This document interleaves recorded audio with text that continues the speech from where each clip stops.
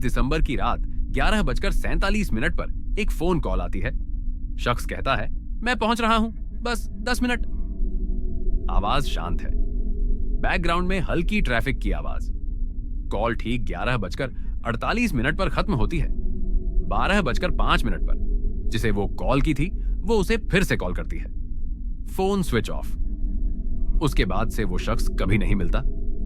अगर वो सच में आ रहा था तो कहीं ना कहीं उसे देखा गया होता, कोई ना कोई रिकॉर्ड होता, लेकिन कुछ नहीं मिलता।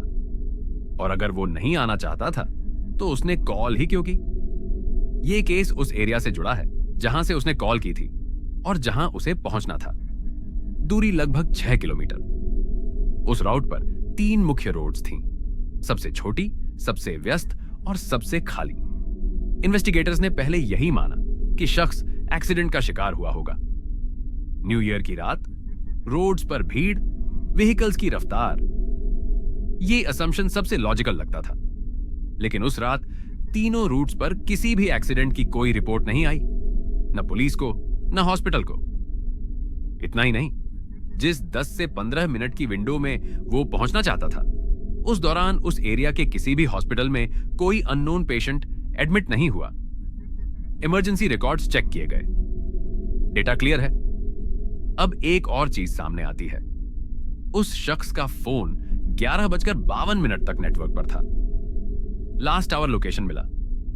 वो अभी भी उसी एरिया में था जहां से उसने कॉल की थी, यानी वो अभी मूव ही नहीं हुआ था। फिर 11:53 के बाद फोन का कोई सिग्नल नहीं मिलता। तो अब सिर्फ 3 पॉसिबिलिटीज बचती हैं। पहली, वो जानबूझकर गायब हुआ, खुद अपनी मर्जी से। दूसरी, किसी ने उसे रोका या उसके साथ कुछ किया, बिना किसी शोर या स्ट्रगल के। तीसरी, वो कहीं ऐसी जगह पहुंच गया जहां उसे ढूंढना पॉसिबल नहीं था। अब पहली पॉसिबिलिटी को देखते हैं। अगर वो खुद गायब होना चाहता था तो उसने कॉल क्यों की? कॉल करना और फिर गायब होना, यह पैटर्न समझ में नहीं आता, क्योंकि उसकी फाइनेंशियल सिचुएशन नॉर्मल थी, कोई लीगल प्रॉब्लम नहीं। फिर भी यह पॉसिबिलिटी पूरी तरह खत्म नहीं होती, क्योंकि absence of evidence evidence of absence नहीं है। दूसरी पॉसिबिलिटी, कोई उसे मिला, उसके साथ कुछ हुआ, लेकिन यहां भी कुछ चीजें मैच नहीं होती। उस एरिया में न्यू ईयर की रात काफी लॉग मौजूद थे, सेलिब्रेशंस, क्राउड, मूवमेंट। अगर किसी के साथ कुछ फोर्सफुली हो रहा होता तो कोई ना कोई देख लेता।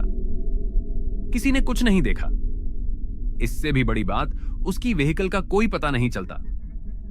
न वो सड़क पर मिलती है, न किसी पार्किंग में, न किसी गली में। सीसीटीवी फुटेज में भी उस एरिया से निकलती हुई कोई ऐसी व्हीकल नहीं जो उस शख्स की हो सकती थी। या तो वो व्हीकल कभी मूव ही नहीं हुई, या फिर वो पूरी तरह से छुपा दी गई। व्हीकल छुपाना आसान नहीं है, खासकर न्यू ईयर की भीड़ में। इसके लिए प्लानिंग चाहिए, टाइम, रिसोर्सेज चाहिए, और फिर भी कहीं कोई ट्रेल नहीं।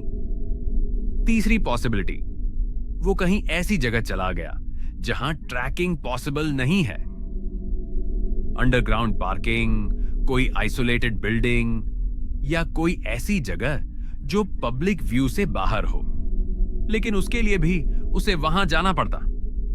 उसका फोन 11:52 तक सेम लोकेशन पर था, मतलब वो अभी मूव नहीं हुआ था। फिर 11:43 के बाद अचानक सब कुछ खत्म। फोन्स 3 वजहों से सिग्नल छोड़ते हैं, या तो बैटरी खत्म हो गई, या फिर फोन स्विच ऑफ कर दिया गया, या फिर फोन किसी ऐसी जगह पहुंच गया जहां नेटवर्क नहीं पहुंचता। बैटरी अचानक 1 मिनट में 0 नहीं होती। स्विच ऑफ का मतलब होता है इंटेंशन। नेटवर्क ब्लैकआउट एरिया का मतलब होता है एक स्पेसिफिक फिजिकल लोकेशन। अब एक और चीज नोटिस की जाती है। जिस टावर से आखिरी सिग्नल आया था, उसके आसपास सिर्फ 2 ऐसी जगहें हैं जहां फोन सिग्नल वीक हो सकता है।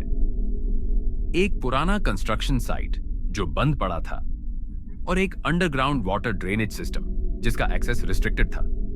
दोनों जगहें चेक की गई, कुछ नहीं मिला, न कोई निशान, न कोई बिलोंगिंग। अब टाइमलाइन को फिर से देखा जाता है। इन 17 मिनटों में क्या हुआ? वो शख्स कॉल करने के बाद रुका, मूव नहीं किया। फिर 11:43 के बाद अचानक सब कुछ खत्म। कोई स्ट्रगल नहीं, कोई चीख नहीं, कोई विटनेस नहीं। पैटर्न यही सजेस्ट करता है कि जो भी हुआ वो बिना किसी रेजिस्टेंस के हुआ। या तो वो जानता था कि क्या हो रहा है, या फिर उसे रियलाइज ही नहीं हुआ। लेकिन फिर वो व्हीकल कहां गई?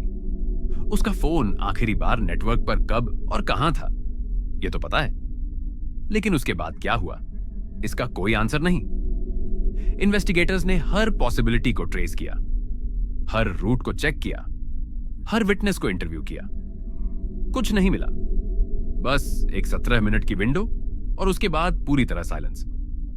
यह केस आज भी अनरिजॉल्व्ड है। न कोई बॉडी, न कोई व्हीकल, न कोई ट्रांजैक्शन, न कोई मूवमेंट। बस एक आखिरी कॉल, एक शांत आवाज और फिर कुछ नहीं। जो सबसे ज्यादा डिस्टर्बिंग है वो ये, अगर कोई इतने कम टाइम में किसी को पूरी तरह गायब कर सकता है, बिना किसी ट्रेस के, बिना किसी साउंड के, एक भीड़ भरी न्यू ईयर की रात में, तो प्लानिंग कितनी पहले से थी? और अगर प्लानिंग नहीं थी तो कोइंसिडेंस इतना परफेक्ट कैसे हो सकता है? कुछ चीजें सिर्फ ऐसे ही नहीं होती, कुछ चीजों के पीछे इंटेंशन होता है। लेकिन यहां इंटेंशन का कोई प्रूफ नहीं, बस एब्सेंस है। और एब्सेंस कभी कभी प्रेजेंस से ज्यादा बोलती है।